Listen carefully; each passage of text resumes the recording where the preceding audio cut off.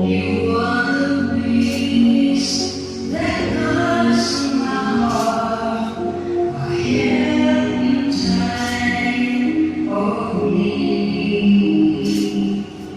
You are the hope that leads me on, brings me to my knees. For there I sing, there I believe. So with all my heart I worship, and unto you I sing. For you alone deserve all glory. For you alone deserve all praise. Father, we worship, adore you.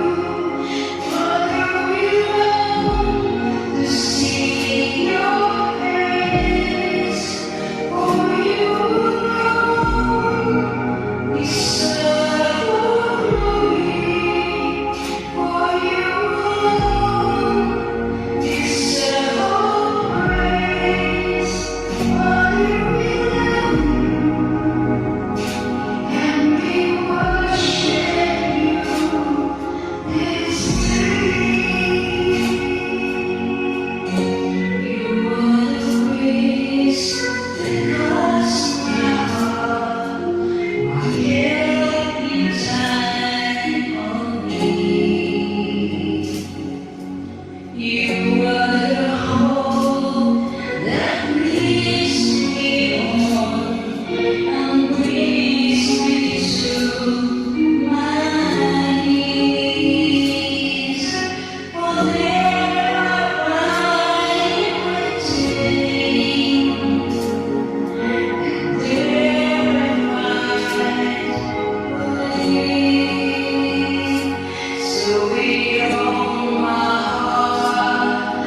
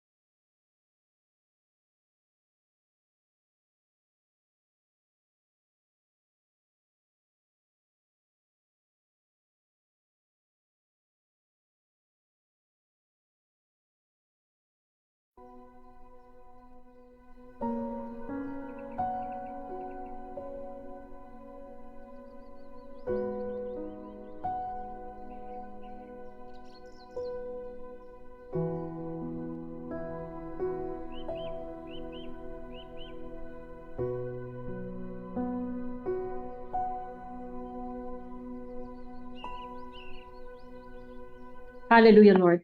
Maraming salamat po, Panginoon, sa gabing ito. Purihin ang dakila mong pangalan. At sinasabi sa inawit po, Panginoon, that we will worship you this day. Ihanda mo po ang aming mga puso na patuloy, O Diyos, na kayo'y aming purihin, pasalamatan. At salamat sa pagkakataon muli na dinako mo kami sa lugar at gawain na ito upang ibigay sa iyo ang karampatang papuri at pasasalamat. At sa pakikinig namin, Panginoon, ang pagbabasa ng iyong banal na salita, maging maganda ang tugon ng bawat isa sa amin sa pakikinig. Tulungan mo po ang bawat isa sa amin, Lord, na hindi lamang ito namin mapapakinggan, kundi isa sa puso ang bawat maririnig namin sa gabing ito. And Lord, ihanda mo po, Panginoon, ang gawain na ito at ang banal na presensya ng Espiritu Santo ay mapasa amin. Ito aming dalangin sa pangalan ng aming Panginoong Jesus. Amen. Amen. Hallelujah. Magandang gabi po sa kanilang lahat. Thank you for joining us once again in our Thursday habit, our divine appointment today with the Lord to listen to His word, worship Him. And right now, let us listen to the reading of the Word of God in Mark chapter 13 by Sister Mylene Flores from the Good News Assembly of God, Kadaklan.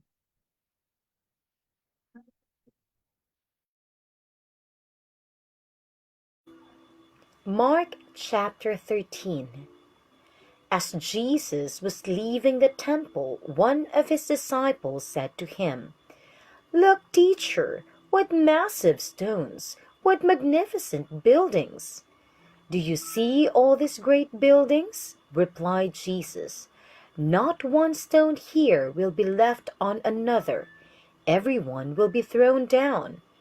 As Jesus was sitting on the Mount of Olives opposite the temple, Peter, James, John, and Andrew asked him privately, "Tell us, when will these things happen, and what will be the sign that they are all about to be fulfilled?" Jesus said to them, "Watch out that no one deceives you. Many will come in my name claiming I am He, and will deceive many. When you hear of wars and rumors of wars, do not be alarmed. Such things must happen, but the end is still to come. Nations will rise against nation, and kingdom against kingdom. There will be earthquakes in various places and famines. These are the beginning of birth pains. You must be on your guard. You will be handed over to the local councils and flogged in the synagogues. On account of me, you will stand before governors and kings as witnesses to them. And the gospel must first be preached to all nations. Whenever you are arrested and brought to trial, do not worry beforehand about what to say. Just say whatever is given to you at the time, for it is not you speaking, but the Holy Spirit. Brother will betray brother to death, and the father his child. Children will rebel against their parents and have them put to death. Everyone will hate you because of me, but the one who stands firm to the end will be saved. When you see the abomination that causes desolation standing where it does not belong, let the reader understand. Then let those who are in Judea flee to the mountains. Let no one on the housetop go down or enter the house to take anything out. Let no one in the field go back to get their cloak. How dreadful it will be in those days for pregnant women and nursing mothers. Pray that this will not take place in winter, because those days will be days of distress, unequaled from the beginning when God created the world until now, and never to be equaled again. If the Lord had not cut short those days, no one would survive. But for the sake of the elect whom he has chosen, he has shortened them. At the time, if anyone says to you, "Look, here is the Messiah," or "Look, there he is," do not believe it. For false messiahs and false prophets will appear and perform signs and wonders to deceive, if possible, even the elect. So be on your guard. I have told you everything ahead of time. But in those days following that distress, the sun will be darkened, and the moon will not give its light. The stars will fall from the sky, and the heavenly bodies will be shaken. At the time, people will see the Son of Man coming in clouds with great power and glory. And he will send his angels and gather his elect from the four winds, from the ends of the earth to the ends of the heaven. Now learn this lesson from the fig tree. As soon as its twigs get tender and its leaves come out, you know that summer is near. Even so, when you see these things happening, you know that it is near, right out the door. Truly I tell you, this generation will certainly not pass away until all these things have happened. Heaven and earth will pass away, but my words will never pass away. But about that day or hour no one knows, not even the angels in heaven, nor the Son, but only the Father. Be on guard, be alert. You do not know when the time will come. It's like a man going away. He leaves his house and puts his servants in charge, each with their assigned task, and tells the one at the door to keep watch. Therefore, keep watch, because you do not know when the owner of the house will come back, whether in the evening, or at midnight, or when the rooster crows, or at dawn. If he comes suddenly, do not let him find you sleeping. What I say to you, I say to everyone, watch. Mark chapter 13. Thank you, Sister Mylene, for taking time to read the Word of God. And now, brothers and sisters, ihanda po natin ang ating pakikinig sa gabing ito. Maging ang pakikinig natin sa gabing ito ay makakapagbigay sa atin so that our faith will grow higher and deeper. And let us hear then with a noble and a good heart tonight, brothers and sisters, as we listen to the short exhortation of the Word of God from Sister Rachel Roque Atanasio.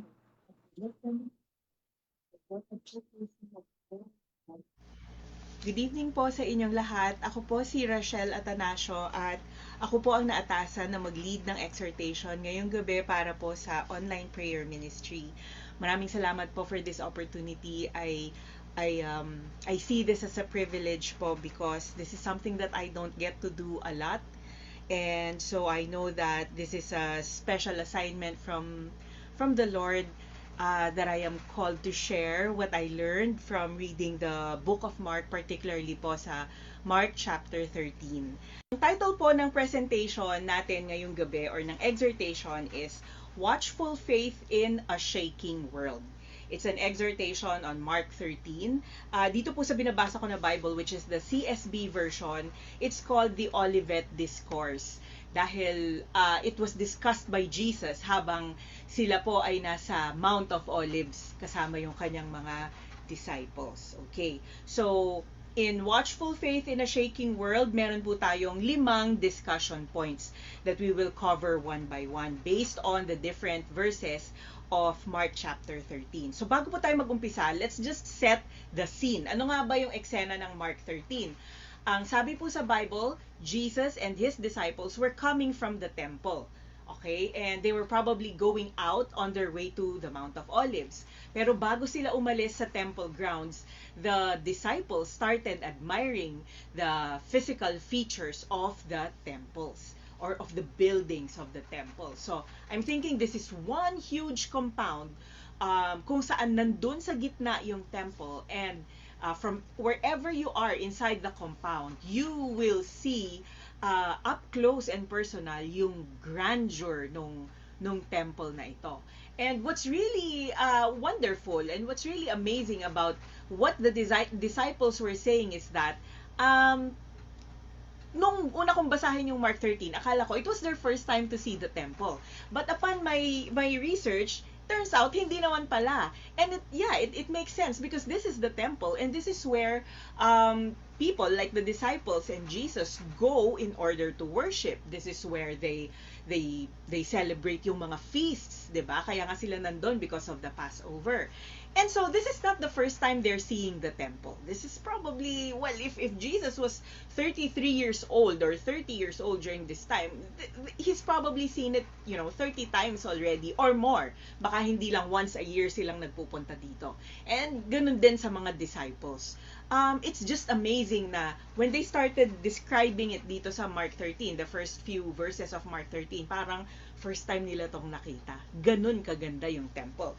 The disciples started describing or admiring yung temple. Sumagot si Jesus sa kanila. Dahil tinawag nila si Jesus sabi nila, Teacher, can you see this? What massive stones! What impressive buildings! Sabing gano'n, ano? But Jesus answered in a most unexpected manner. Jesus said, do you see these great buildings? Diba? Parang, yan ba? Yan ba yung sinasabi nyo? Parang gano'n. Not one stone will be left upon another. All will be thrown down. And that brings us to our first discussion point. Beware of trusting what looks permanent. Sabi dito, the temple represented identity, their identity as believers of the one true God. It is the representation of their faith. 'Di ba? Yun yung parang marker ng kanilang pananampalataya. Okay? And it is also a representation of their security. To the Jews during those times, the temple was their fortress. When they are in the temple or dun sa area kung saan nakatayo yung temple, they feel safe. Walang makakalapit sa atin dito. Walang makakagiba sa atin dito. We are in a safe place. And so this brings us to our first question for tonight. What feels too big to fail in your life? Ano ba yung mga bagay sa buhay natin na pakiramdam natin, wala, forever na to? O, hindi to mawawala sa akin. Or, na-secure ko na to. Wala nang makakaagaw nito sa akin. Where do we instinctively look for security? Sa atin bang mga career o sa ating mga trabaho? Palagay ba natin yung trabaho natin habang buhay na panghahawakan natin? Sa atin bang kaperahan o sa atin bang finances at savings? Pakiramdam ba natin ang pera natin habang buhay na tayong bibigyan ng security? Hindi na kaya ito mauubos o habang buhay na kaya tayong may kakayahan na kumita ng pera para ma-provide ang mga pangangailangan natin at ng pamilya natin? Is it your health? Pakiramdam mo ba habang buhay kang masigla? Habang buhay mong kayang mag-fun run? O habang buhay mong kayang mamundok? Kamukha nung kapatid ko, yung sumunod sa akin, ang hilig-hilig niyang umakyat sa bundok. And kung minsan sinasabi namin sa kanya, magpahinga ka o mag-ingat ka. And she'd tell us, di, kaya ko to. Ito ang nagbibigay sa akin ng fulfillment. Okay? So, kung nakikinig siya ngayon, yon. Sa atin bang mga relationships? Is it in our relationships? Doon ba tayo nakakakuha ng security? Doon ba tayo nakakakuha ng sense of ownership, yung parang ito akin to, walang makakaagaw nito sa akin. Itong relationship na to means everything to me. May mga ganun ba tayo? Or is it even in our involvement in the church or in our ministries?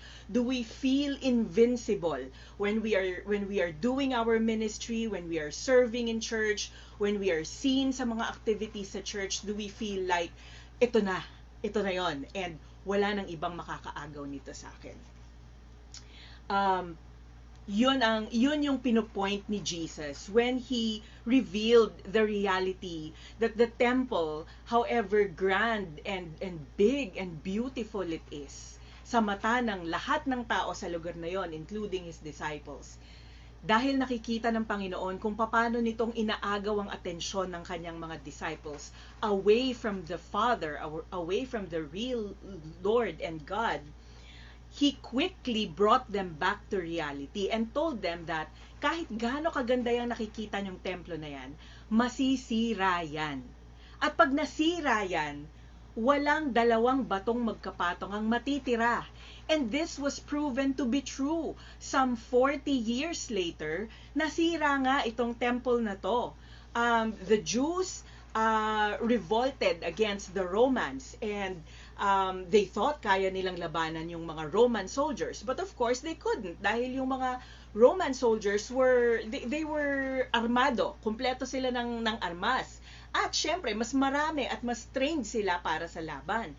And so it came to a point when the few Jews that remained alive during that revolution looked for a place to run to for safety. Of course, ang inisip nilang puntahan was the temple. However, the Romans burned down the temple, and all the Jews who ran in there for safety were burnt down along with the temple. And hindi pa natapos yung mga Roman soldiers doon. They melted the gold dahil nasunog na nga siya, and then they started removing the stones one by one. Some Jewish scholars to this day said that they really could not place where the temple was. Kumbaga sa salita natin ngayon, nabura yung templo sa balat ng lupa. Exactly how Jesus described it. Okay? So, let us ask ourselves, if this was taken away from me, anong this ito? If my career is taken away from me now, or if my finances are taken away from me now, if my health deteriorates, what if one day you go to your doctor for a regular checkup, and then a few days later the doctor calls you and tells you there's something wrong? Or what if my relationships fail? Because relationships really do fail. Or what if my involvement in church is suddenly cut off? Would my faith also collapse? Or would it cause my faith to go deeper? Jesus isn't anti-beauty or anti-tradition. Jesus is not killjoy. Our second discussion point is, don't panic when the world shakes. Stay anchored. And this is based on Mark chapter 13, verses 5 to 8. And verse 5, watch out that no one deceives you. This was his answer after his disciples Peter, James, John, and Andrew asked him, tell us, when will these things happen? So when Jesus said magigiba yung temple, the disciples started asking him, kailan ito mangyayari at ano yung mga sign kapag ang mga bagay na ito ay nangyayari na o malapit na mangyayari, di ba? Jesus, in the book of Mark, Jesus did not answer the first question, when or kailan mangyayari. He answered the second question.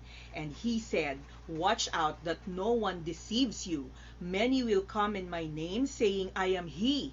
And they will deceive many. So, when you hear of wars, this is verse 7, when you hear of wars and rumors of wars, don't be alarmed. These things must take place, but it is not yet the end. For nation will rise up against nation, and kingdom against kingdom. There will be earthquakes, and there have been earthquakes, right? Last year lang, sunod-sunod ang lindol. And in various places, and famines, mga taggutom o tagtuyot, nangyayari yan. These are the beginning of birth pains. So, nung tinanong siya ng mga disciples niya, Ano ba ang mga sign na mangyayari na ito? Ang una niyang warning, he answered with a warning, huwag kayong paloloko. At kapag ka nangyayari ng mga ito, huwag kayong matatakot. Do not be troubled, the end is not yet. Hindi ba kapag ka nagbukas ka ngayon ng Facebook mo, the first news items that you see on your feed, kaliwat kanan na patayan, kaliwat kanan na aksidente sa kalsada, mga bansa na hindi magkaunawaan. Kasama na tayo dito sa Pilipinas. Alam nyo naman kung anong bansa yung madalas mambuli, lalo na sa ating mga mangingisda sa laot. Ano pa ba? Mga magkakapamilya na hindi magkasundo. Mga magkakamag-anak, inaanak sa kasal, lolokohin mo yung ninang mo, lolokohin mo yung ninong mo to the point where you will take their lives, no, for whatever reason. Mga iniluklok natin sa pwesto sa gobyerno na ngayon nalalaman natin sila mismo ang nagnanakaw mula sa kabandang bayan. Ang lahat ng ito, no, masakit pakinggan, masakit malaman, ang hirap basahin. But when we do read them on a daily basis, we tend to think, ito na nga, malapit na ngang matapos, o malapit na nga sigurong bumalik si Jesus dahil napakagulo na ng mundo. But Jesus says, no, this is simply the world being the world. And so these are the things that we need to remember. Crises don't automatically mean God is absent. Kung minsan naisip natin yan, pag meron tayong pinagdadaan ng krisis sa buhay, pakiramdam natin, wala ang Panginoon sa piling natin, hindi ba? Turmoil or kaguluhan doesn't mean God has lost control. When we see news sa YouTube, sa TV, sa Facebook, we see people getting shot in broad daylight. We see people na inaakyat ang bahay ng may bahay, ninanakawan, sinasaktan ng mga nakatira sa loob ng bahay. Yung iba sa atin, iniisip natin, wala na, pinabayaan na yata tayo ng Panginoon, or maybe God has lost control dahil bakit pumapayag siya na magtagumpay itong mga tao na may mga masamang hangarin against other people. Ang lagi nating tatandaan, difficulty in life does not cancel God's plans. Mahirap man pong tanggapin, ngunit ang totoo ay, even in our difficulties, God is working out His plan. And so, bilang mga tagasunod at naniniwala kay Jesus Christ, we need to teach ourselves to accept both the good and the bad. Ibig nating sabihin, bilang mga Kristiyano, hindi naman ipinangako ng Panginoon sa atin na laging maluwag at masaya at walang problema ang buhay mo. Sapagkat kung tatanungin natin honestly ang bawat isa, kailan ba natin mas naranasan yung crisis? Kailan ba natin mas naranasan yung rejection sa buhay natin? Hindi ba't kung kailan tinanggap natin ang Panginoon sa ating mga buhay? Ako bilang isang Kristiyano, I will honestly testify that when I started following Jesus, honestly, with my heart, in my heart, that was when I started experiencing difficulties in my life. And while I was going through those difficulties, I was thinking, God is sinisingil ako sa consequences. You know, because of the sins that I've done, I am now being asked to pay through the consequences of my sins. But in God's faithfulness and love, He explained to me, no, na nararanasan mo tong mga consequences na to ngayon because I am revealing to you the things that you are doing that are not acceptable in my sight. And because gusto kong magkaroon ng relationship with you, I'd like for you to follow me. You cannot follow me while also living in sin, diba? While also still doing the things that make your life really, really difficult. And so, as you follow Jesus, He will reveal to you yung mga bagay na kailangan mong baguhin, na kailangan mong baliin. And ang pagbabago at ang pagbali, usually is painful. And yung pain na yon, kung minsan nai-interpret natin as God's rejection of us. So instead of asking, how bad is this going to get? Diba? When we open when we read the news, when we listen to bad news, instead of asking, Lord, hanggang kailan po ba to?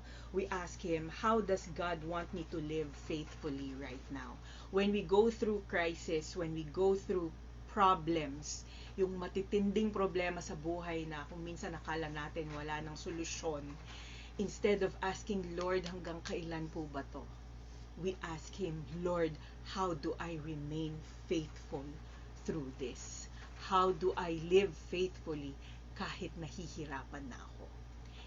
Our third discussion point, faithfulness often looks like endurance, not escape. This is from Mark chapter 13 verses 9 to 13. Sabi dito sa sa verse 9, but you be on guard, sabi ni Jesus. They will hand you over to local courts, and you will be flogged in the synagogues. You will stand before governors and kings because of me, as a witness to them.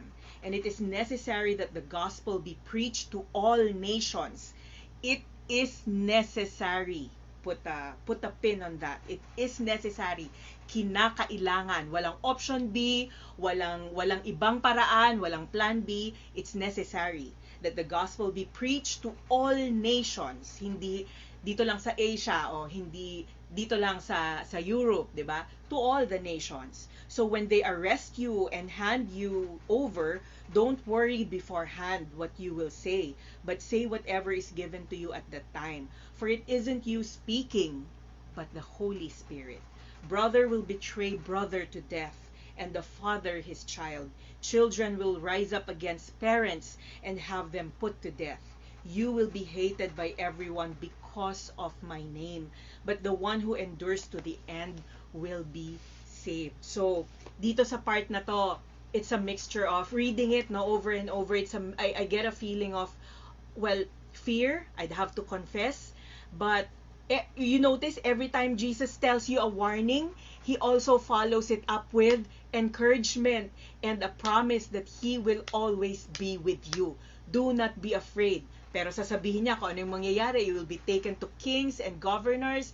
You will be slaughtered. You will be flogged. But do not fear. Pagka pinaharap ka sa mga hari, pagka sinend ka to speak before nations, do not worry about what you will say because it's the Holy Spirit who will speak for you. Sabi dito, ang pinaka nag-stand out sa akin dito sa verses 9 to 12, and the gospel must first be preached to all nations. Merong kailangang mangyari. Okay, so and this is what I'm sure we've talked about this as a family many times before, na kasi madalas pag may nangyayaring mga sakuna, na pag-uusapan namin na nako baka malapit na nga dumating si Jesus. But our parents would always tell us, ang sabi ni Jesus, kailangan ma-preach muna ang gospel sa buong mundo. Ang lahat ng tao ay dapat mabigyan ng pagkakataong marinig ang gospel. At mabigyan sila ng pagkakataong mag-decide kung tatanggapin nila ang salvation na mula kay Jesus o hindi. Kapag ang lahat ay nakapili na, tsaka siya darating. He will not come na hindi mo narinig. Nahaharap ka sa Kanya, tatanungin niya, meron bang nag-share sa'yo ng gospel? At ang isasagot sa Kanya, wala po. Lahat sasagot sa Kanya, yes, narinig ko po ang gospel. May nakapag-share po sa akin yan. One of the things that we often ask when we are told to share the gospel is, hindi ko po alam kung paano gagawin ko eh. Hindi ko alam kung anong sasabihin ko. And Jesus answered that here in Mark chapter 13. Sabi niya dito, don't worry beforehand what you will say, but say whatever is given to you at that time, for it is not you speaking, but the Holy Spirit. And so, hold on to that promise from Jesus. Sabi niya, huwag mong intindihin kung anong sasabihin mo. Sabihin mo kung anong sasabihin sa'yo ng Holy Spirit. And in order for that to happen, we should develop yung yung attitude of prayer, yung attitude of asking the Holy Spirit's presence in our midst, so that we get used to it, so that we know when it's the Holy Spirit speaking through us. That's how we gain the confidence to speak about the good news of salvation, dahil alam natin it is the Holy Spirit who is supplying the words that we need to share to others. Believe me, iba-iba ang atake ng Holy Spirit, depende kung anong pinagdadaanan ng taong kaharap mo. And most of the time, hindi natin alam kung ano yung dala-dala nila pagkakaharap natin sila. Only Jesus, only the Holy Spirit knows how to address the needs of one person, of another person. We cannot do that. We do not know that. And so it is true when Jesus said, do not worry about what you will say. One very important word that came out dito po sa verses 9 to 13 is yung sinabi ni Jesus na, you will be hated by everyone because of my name, but the one who endures to the end will be saved. Yung salitang endures or endurance. Endurance or hupomeno means to remain under, to stay faithful without compromising, and to keep standing when it would be easier to quit. When do we endure? Katulad nitong image na nasa slide natin ngayon, it's a person running in a marathon. When do we endure? Ano ba yung endurance? It's keeping on. It's not necessarily being the first. Actually, it's not even about being the first. You think of a fun run or a marathon. Let's say you signed up for a 10-kilometer run. Your commitment to the fun run is 10 kilometers. And so you endure 10 kilometers of non-stop running. Hindi ka nakikipag-unahan.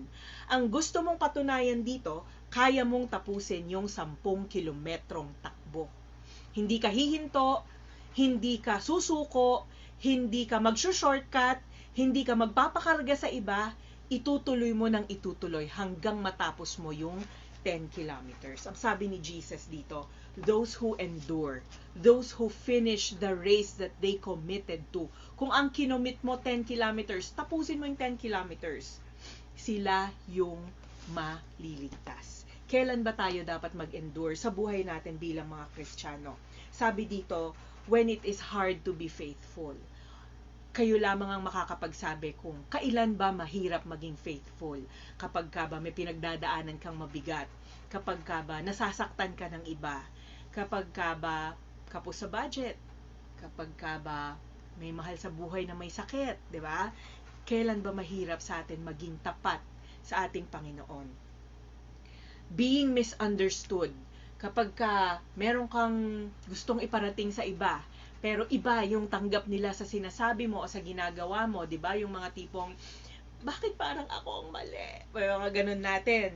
That's when we endure. When we are the only one who remains standing when everyone else has left.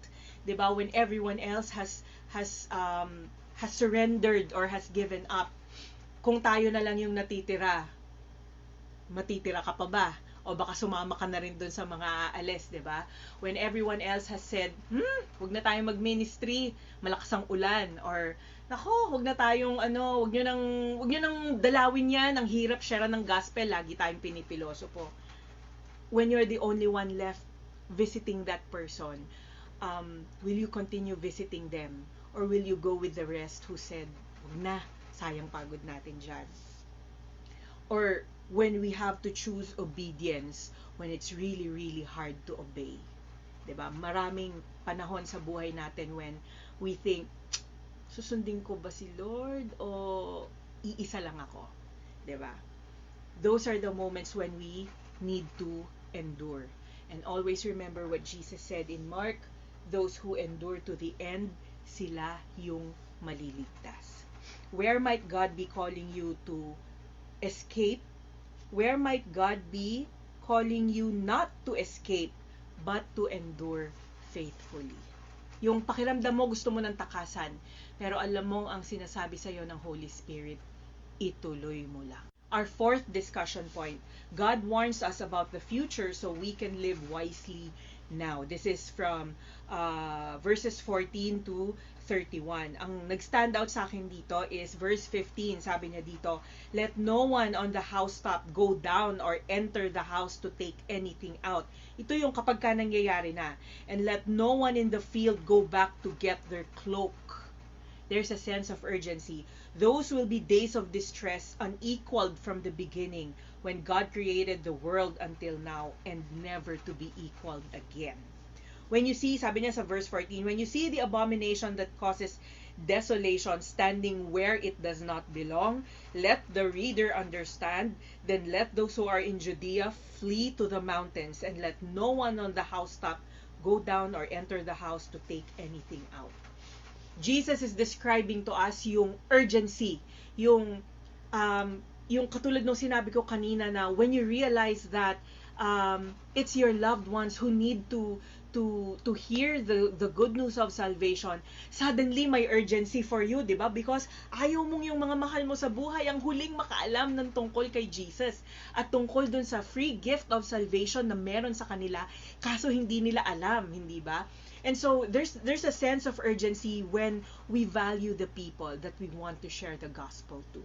And Jesus is giving us this general view of urgency dahil lahat tayo mahalaga sa Kanya. Sabi sa verse 20, "If the Lord had not cut short those days, no one would survive. But for the sake of the elect whom He has chosen, He has shortened them." So verse 22, "For false messiahs and false prophets will appear and perform signs and wonders to deceive. So be on your guard. I have told you everything ahead of time." Inunahan na ni Jesus. Ang lagi nating ipagdadasal ay wag ma-deceive ng iba ang mga mahal natin sa buhay o ang mga tao na ibinigay ng Panginoon sa atin para sharean natin ng gospel. All of these verses until verse 31 are warnings from Jesus describing to us exactly kung gaano ka-urgent yung situation at kung gaano tayo susubukang linlangin ng kalaban. 'Di ba? Kung alam mong may manlilinlang sa'yo, katulad ng mga pinopost ngayon sa mga social media na beware of scam, tinuturuan tayo kung paano i-detect kung AI ba yung pinanonood natin o hindi. Huwag nating hayaang maloko tayo, aware tayo. And so when we're scrolling our Facebook, alam natin kung ano yung real news at alin yung fake news. Ganon din yung ginagawa ni Jesus dito. Ahead of time, He's already telling us, maraming manloloko sa inyo. Huwag kayong paloloko. God doesn't reveal the future to satisfy curiosity. He does it to prepare our hearts. And at the center of all this upheaval is a promise. Heaven and earth will pass away, but my words will by no means pass away.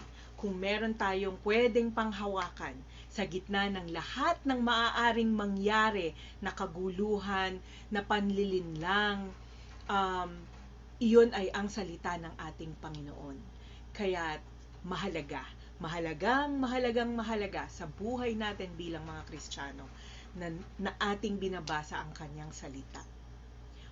Kung ako na-realize ko na kailangan ko tong basahin, kailangan ko rin sabihin sa iba na basahin nyo yung salita ng Panginoon dahil nandoon ang lahat ng sagot sa ating mga katanungan. And true, dito sa binabasa natin ngayon, sa Mark chapter 13, verse 31, ang sinabi ng Panginoon natin dito, mawawala ang kalangitan, mawawala ang buong daigdig. Lahat yan katulad ng temple, kayang mabura. Kaya yang mabura. Ang hindi lang maaaring mabura ay ang salita ng ating Panginoon. Kaya kung ang lahat ng meron tayo ngayon, pwedeng mawala sa isang iglap, pero sasabihin sa'yo, may isa na hindi mawawala. Hindi mo pa ba ito panghahawakan? Lahat mawawala bukod sa salita ng Panginoon. Hindi mo ba ito panghahawakan? 'Di ba? Kapag ka lumilindol, ano bang una mong hinahanap? Yung pwede mong kapitan na hindi mayayanig, hindi ba?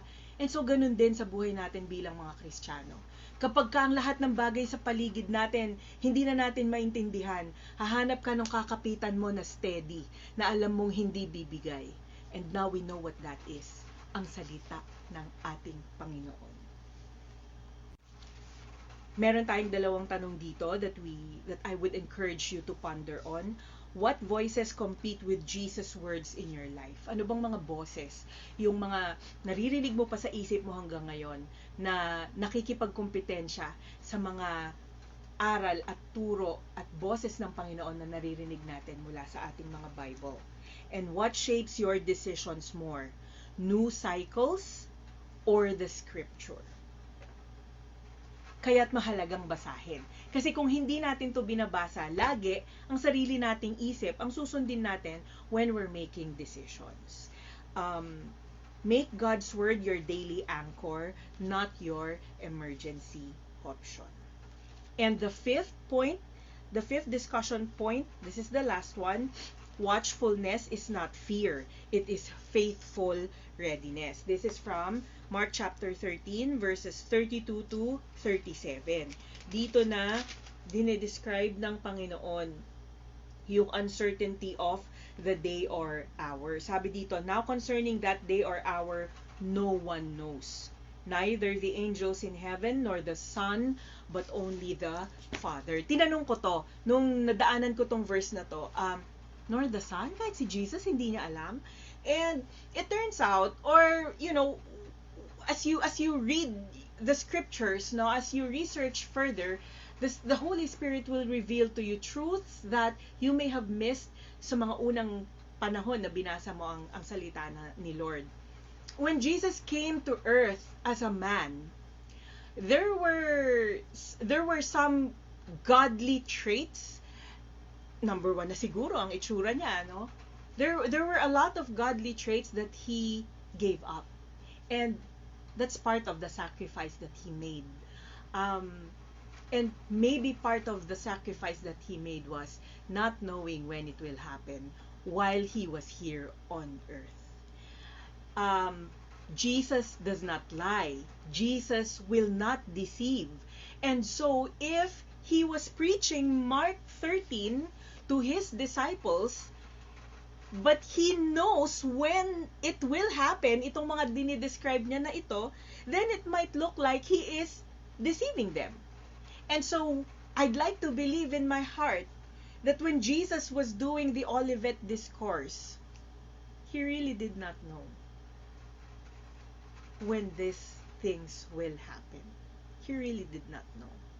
Of course, now he knows already. But at the time of the discussion of Mark 13, in my heart, I'd like to say, Jesus really did not know. In order for him to honestly tell his disciples na walang nakakaalam. Except ang alam ko, maraming manloloko sa inyo. Kaya dapat you have to be on guard. He gave all these warnings. Kasi kung tatanungin siya, kailan to mangyayari? Pwede ba niyang pagsinungalingan yon? Syempre hindi.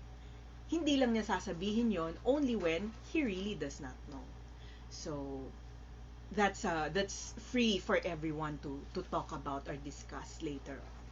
Anyway, so watchfulness is not fear, it's faithful readiness. In verse 37, ang pinaka-importanteng bilin ni Jesus sa ating lahat. What I say to you, he said, I say to everyone. And what did he say? He said, watch. He said, watch. Sa ibang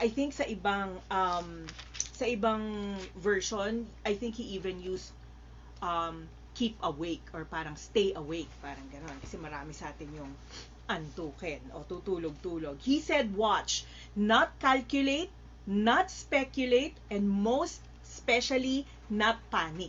Hindi yun ang sinabi ng Panginoon sa atin. Ang sinabi niya sa atin, watch. Watchfulness means living with expectancy, doing today's work faithfully, holding this world lightly. Ano ibig sabihin ng holding this world lightly? The material things that we have, the dreams na gusto pa nating ma-achieve, yung mga plano natin sa buhay. Let's not put all our energy and effort in all of these. These things are good. The dreams that we have, yung aspirations natin, yung mga ambition natin, lahat yan galing sa Panginoon. All those are good things. But going back to that scene sa temple, di ba?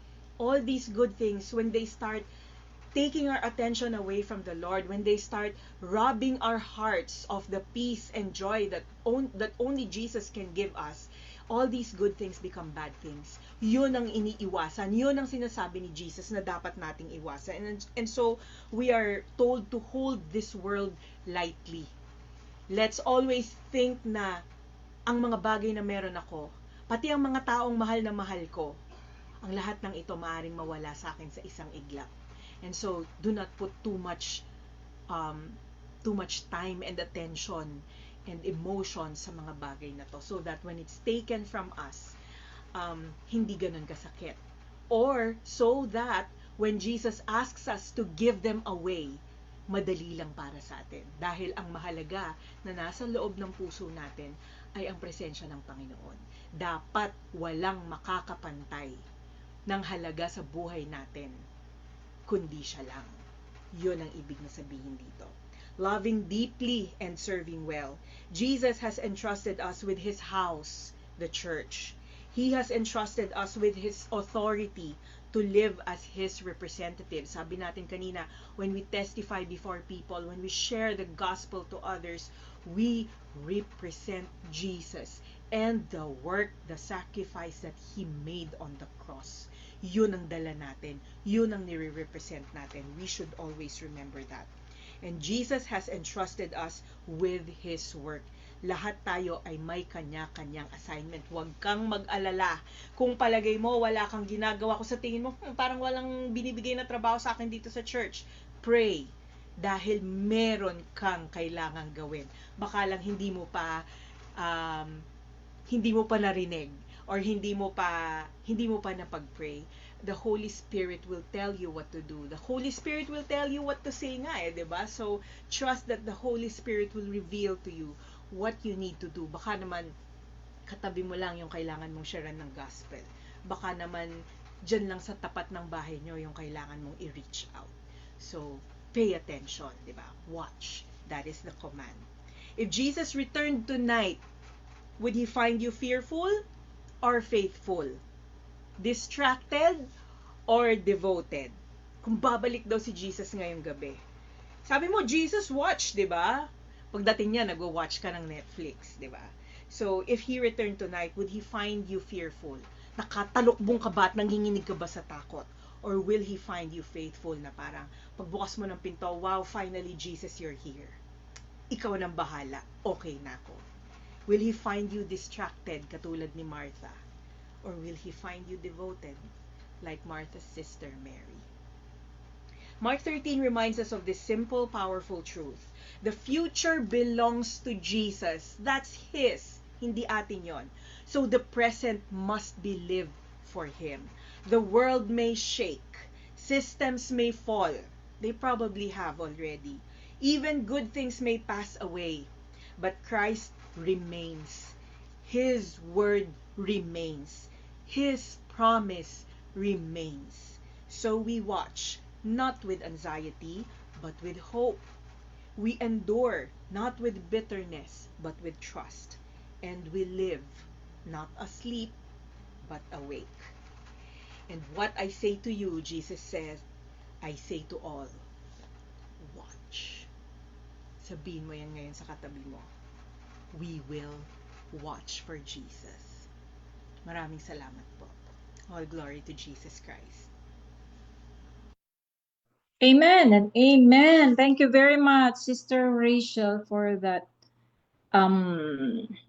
heartbreaking message na shinare mo sa amin sa gabing ito. And I know that every one of us has his or her own takeaways on that message tonight. And let us be all reminded to watch out, be on guard, paulit-ulit to na narinig natin sa Word of God tonight. But at the end of chapter 13, heaven and earth will pass away.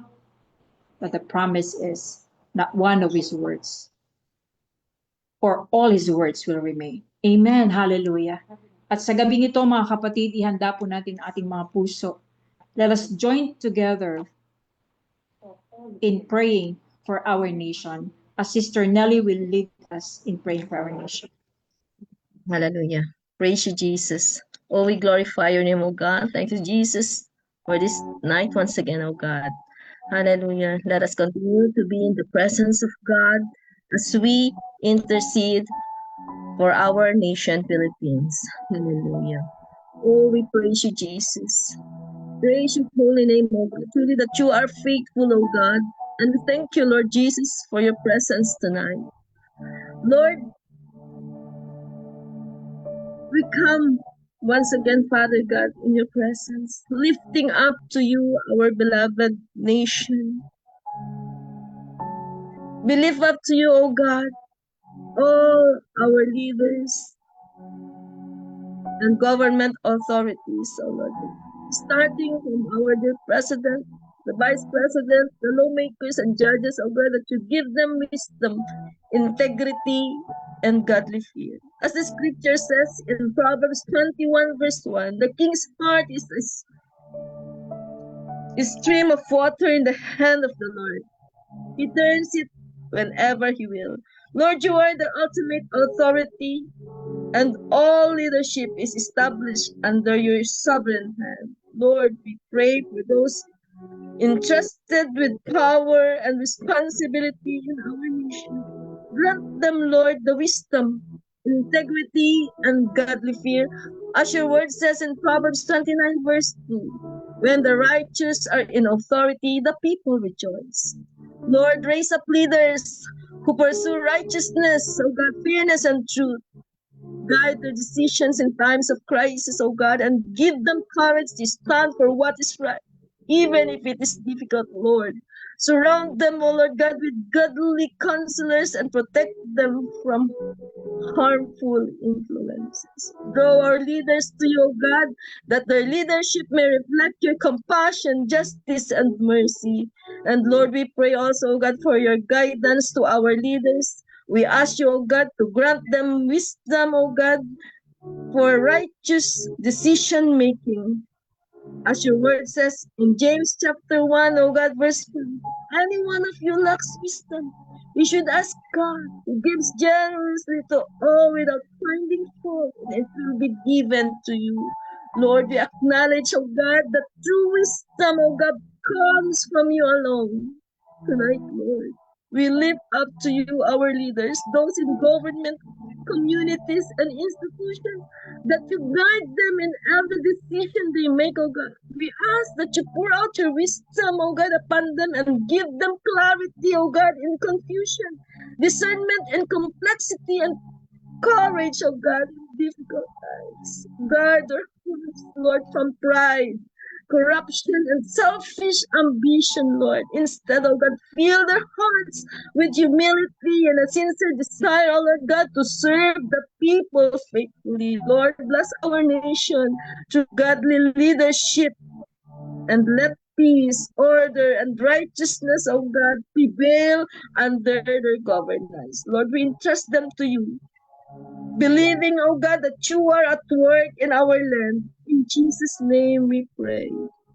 Let us pray for the national unity and healing against division, riot, and violence, and for harmony among different social and political groups. As scripture says in Jeremiah 29, verse 7. Seek peace and prosperity of the city to which I have carried you. Let us pray to the Lord for it, because if it prospers, you too will prosper. Hallelujah.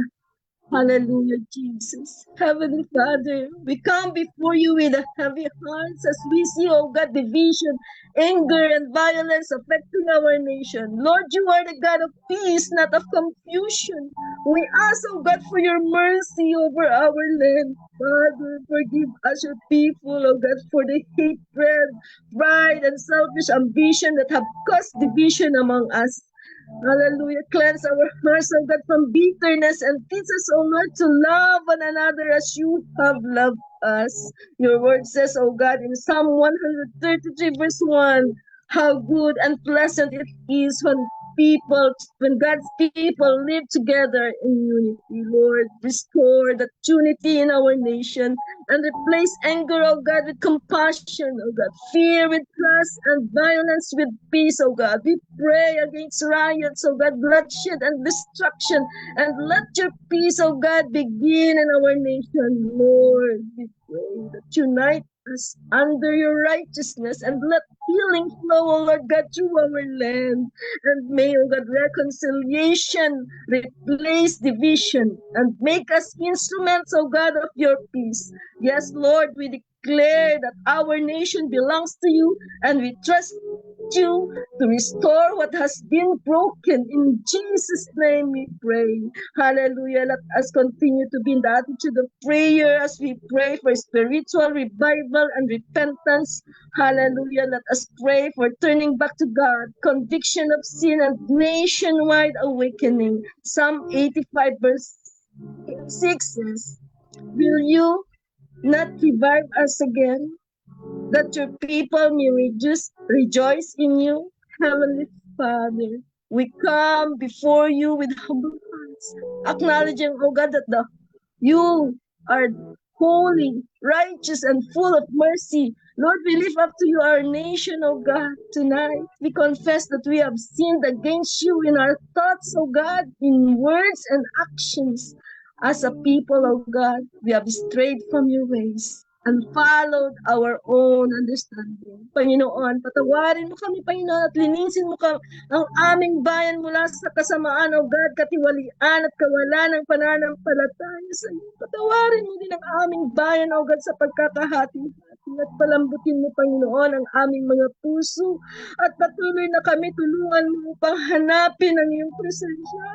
Kami tulad ng iyong pangako, Panginoon, sa 2 Chronicles chapter 7 verse 20, O God, kung kami ay magpapakumbaba, mananalangit at hahanapin ka at tatalikod sa aming masasamang gawa, diringgin mo kami, Panginoon, mula sa langit, patatawarin ang aming mga kasalanan at paggagalingin ang aming mga lupain. Panginoon, inaangkin po namin, Panginoon, ang pangakong ito sa gabing ito. Ibuhos mo, Panginoon, ang Espiritu sa aming bansa at hayaan mo, Diyos, na magkaroon, Panginoon, ng revival at pagbabago, Panginoon. Pagbabago na nagmumula sa aming mga puso, Lord God, sa aming mga pamilya, sa aming simbahan, at pagbabagong loob sa bawat mamamayang Pilipino, Lord. Raise up leaders who have fear in you and those who walk in your ways and who love righteousness. May our nation, O Lord God, return to you and experience your healing, your blessing, and favor once again. We declare, O God, that you are our hope, our refuge, and salvation. In Jesus' name, Lord, this we pray. Amen. Amen and amen. Manatili tayo sa ministeryo ng panalangin, mga kapatid, at ating idulog sa Panginoon online prayer ministry. Salamat po, Panginoon, pagkakataon aming maidalangin ang ministeryong ito na maging daluyan ng pagpapala mo na maranasan ng bawat mananampalataya, na mas makilala ka ng lubusan at patuloy na magtiwala sa mga pangako ng iyong banal na salita sa patuloy nila na pakikinig at pag-engage, Panginoon, sa OPM. Sa paglago at paglaki ng gawain ito, Panginoon, dalangin namin ang bawat mananampalataya magkaroon ng kabigatan ng tunay na commitment na makibahagi ng kanilang kaalaman, talento, oras at resources para sa ministeryong ito in the name of Jesus. Let us pray for divine strategy and creativity in OPM. Panginoon, ang bawat ginagamit mo sa OPM, hiling namin ang karunungan na nanggagaling sa iyo lamang. Dahil ito ang pangako mo na ipagkakaloob sa amin na sagana at walang panunumpa. Mamayani sa amin ang pagpapakumbaba na lahat ay galing sa iyo at wala kami maipagmamalaki. Dalangin po namin na mas marami, Panginoon, ang mag-involve, Panginoon. Lord, lalo pang lumago ang ministeryo ito at magkaroon ng positibong impact sa komunidad ng mga mananampalataya at sa mga wala pang personal na dasal sa iyo. Let us pray for anointing of content in the online prayer ministry. Dalangin namin ang Espiritu ng Panginoong Yahweh na mapasa amin upang maiabot ang magandang balita sa mga inaapi, upang pagalingin ang sugatang puso, upang ihayag sa mga bihag at bilanggo sa masamang bisyo, bilanggo sa masamang pag-uugali at kasinungalingan, na sila'y mapalaya. At sa pamamagitan ng ministeryo ito, Panginoon, dalangin namin na that every post, that every videos or messages, Panginoon, ay magkaroon ito ng matinding mensahe na magdadala ng matinding pagbabago ng buhay ng bawat tagapakinig.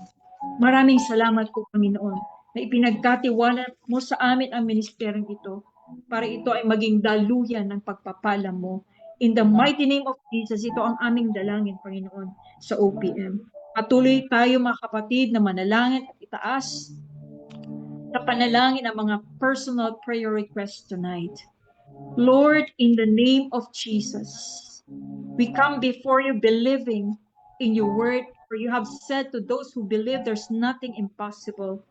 Hallelujah. We pray for R.R. Ochoco, Lord God, for the complete recovery, Panginoon, ng batang ito na nagkaroon ng aksidente.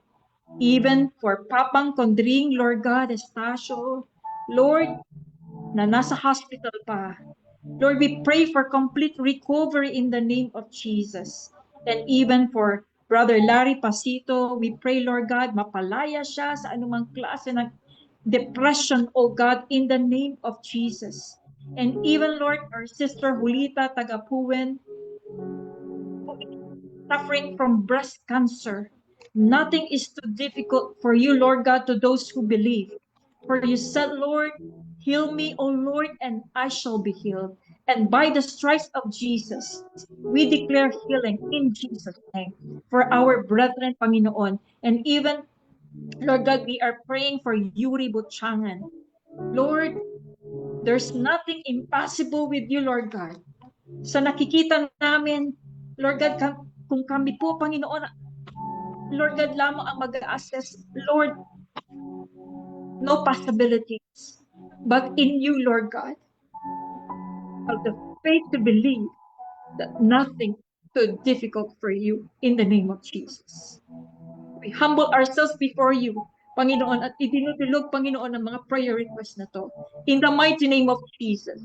At dalangin din namin, Panginoon, on February 21, kakaroon ng Men's and WM Joint Fellowship, Panginoon, sa Lubi. We pray for the mighty move of the Holy Spirit. And as the speaker, Lord God, will share testimonies, will share the word of parenting, oh God, we pray for the mighty move of the Holy Spirit and your mighty presence, oh God, in the name of Jesus. We pray for a safe trip, Panginoon, na mga kapatiran na papunta doon, Panginoon. Kung paano sila iingatan sa kanilang pagpunta, ganun din mo sila iingatan sa kanilang pag-uwi. Lord, we thank you for tonight. We've been so much blessed with your word, Lord God. And Lord, may our hearts be fertile so that your words, Lord God, will be seen in our actions, will be heard in our voices. Magkaroon ito ng matinding bunga sa aming mga buhay na hindi lamang namin ito narinig tonight, Lord God, kundi ito ay isasagawa namin, isa sa puso namin. That your words are so powerful to transform us from glory to glory. Lord, declare blessing upon all families that are represented tonight, those who are still in our FB live streaming and inside the Zoom, Panginoon. We pray, Lord God, for your mighty blessing, oh God. Maraming salamat po for your mighty presence in your Holy Spirit, Lord God, na naranasan namin muli sa gabing ito. Lord, we thank you, we praise you. May you experience the love of God and the grace of our Lord God Jesus Christ and the fellowship of the Holy Spirit. At sa pansamantala nating paghiwa-hiwalay, maranasan natin ang pag-iingat, ang pagpapala, ang provision ng ating Jesus. Thank you, Lord. We bring back all glory and honor unto you alone. In the name of Jesus. Amen and amen. Maraming salamat po mga kapatid for joining us tonight, and we'll see you again for next Thursday. Good night po sa kanilang lahat.